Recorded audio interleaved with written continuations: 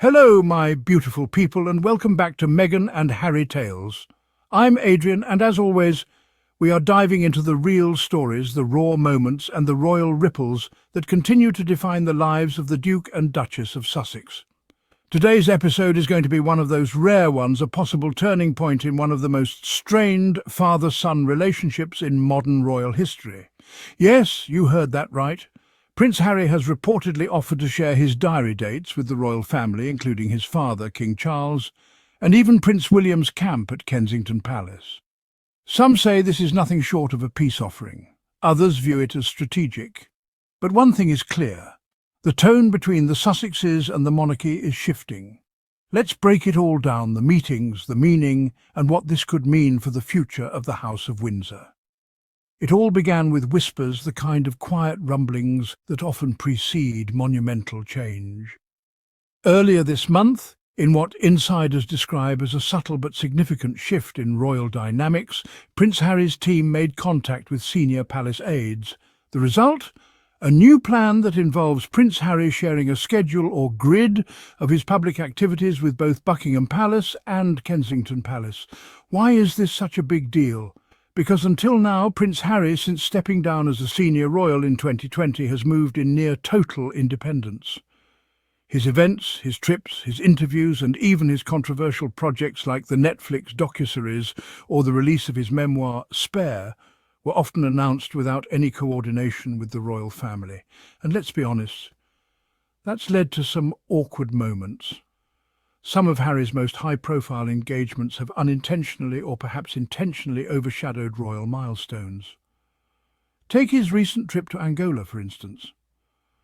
The deeply emotional visit which honoured his late mother, Princess Diana's legacy, happened to fall around the same time that Queen Camilla's official 78th birthday portrait was unveiled. Harry's journey drew headlines around the world. Camilla's portrait? A blip on the radar by comparison?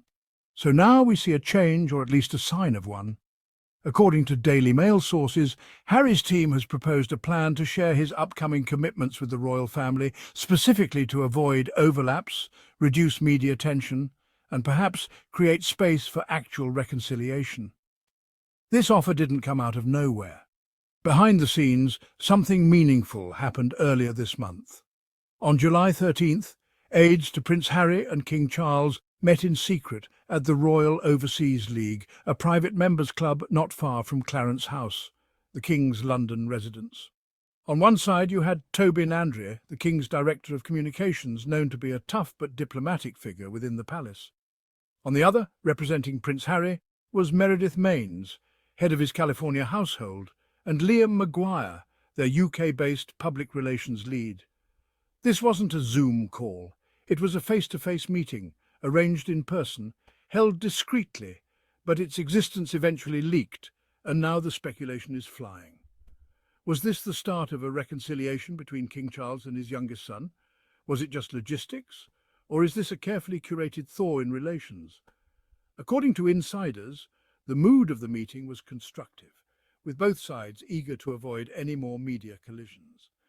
And now, Harry's team has followed up with an offer to share his calendar.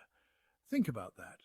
It may seem like a small thing, but in the world of monarchy, a place built on ritual, deference, and timing coordination means more than just dates. It means trust. In royal life, nothing is accidental. Every appearance, every message, every gesture is carefully timed and meticulously choreographed.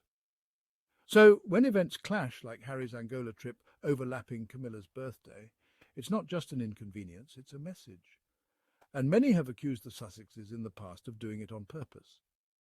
According to one palace source quoted by the Mail, before that meeting between their aides in London, conflicts of interest or clashes of publicity were relished and even perhaps encouraged by the Sussexes. That's a strong statement, but now it seems the narrative is evolving. Harry has shifted into a new way of thinking. The tone is now all about deconflicting with his family, the same source said. That word deconflicting is one we're going to hear a lot. It's a military term often used to ensure no two operations collide or endanger each other.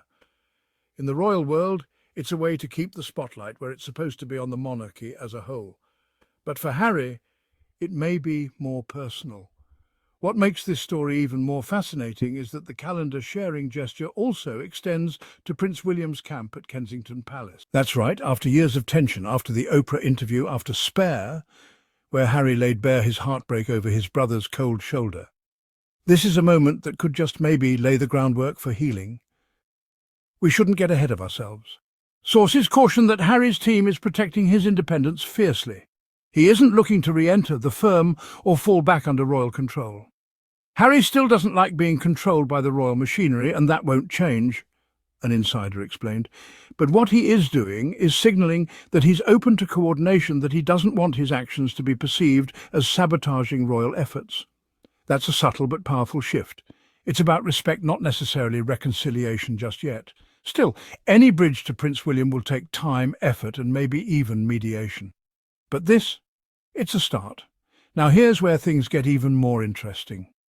The calendar sharing arrangement is reportedly focused on public engagements, the types of things announced in the press, supported by PR teams, and documented on camera.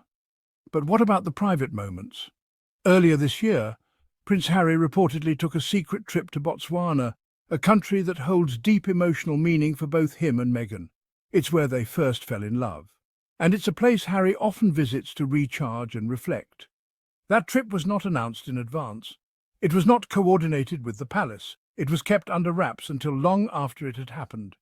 Would the new diary-sharing agreement apply to such trips? Right now, sources say no. Harry is not prepared to give the royal family insight into his private life or off-diary events, especially not while so much trust has yet to be rebuilt. But even limited transparency is something new. For years, the British press has pitted the Sussexes against the palace, framing Harry and Meghan as disruptive, self-absorbed, and determined to embarrass the crown. This move, sharing schedules, upends that narrative. It tells the world that Harry is no longer playing tit for tat. He's looking to deconflict, to harmonise, even if from a distance. That means less overlap in public appearances, fewer distractions, and critically less fuel for the tabloids who thrive on comparing headlines like "Harry steals spotlight from Camilla." In a way, this gesture helps both sides reclaim the narrative. For the monarchy, it reduces internal competition. For Harry, it shows maturity, self-awareness, and a willingness to cooperate without compromise. Let's not forget Meghan in all this. While this latest development centres around Harry, the Duchess of Sussex is never far from public curiosity. So far, Meghan's name has not been directly tied to the new calendar sharing strategy. But there's no question she would have been involved in the internal decision-making. Meghan is known for being strategic, thoughtful, and deeply invested in how the Sussex brand is presented. Could this move reflect a broader strategy by the couple to reframe themselves not as rebels, but as thoughtful, independent public figures willing to build bridges? If so, this could mark the beginning of a very different era. Perhaps the most tantalizing question of all, will this gesture lead to a real in-person meeting between Prince Harry and King Charles? Right now, both camps are staying quiet. No comment has been issued by Buckingham Palace, and Harry and Meghan's representatives have declined to elaborate. But insiders believe the sharing of schedules is designed to create space for a future face-to-face meeting, possibly in the UK or during an upcoming overseas visit. One thing is clear. Harry is not asking for his place back in the royal family, but he is asking for something just as valuable, a reconnection. And in a family that has suffered so many public and private wounds, that might be the most royal act of all. So, what do you think, friends? Is this a real olive branch, a turning point, or just another carefully managed PR strategy in the ever-complicated world of royal relations? We want to hear from you. Drop your thoughts in the comments below, and don't forget to like, subscribe, and hit that notification bell so you never miss a royal update here on Meghan and Harry Tales. And before we go, I'll leave you with this verse. Romans 12:18. If it is possible, as far as it depends on you, live at peace with everyone. And one of my favourite quotes, peace is not absence of conflict, it is the ability to handle conflict by peaceful means. Ronald Reagan. Until next time, I'm Adrian. Stay kind, stay curious, and keep watching this royal tale unfold.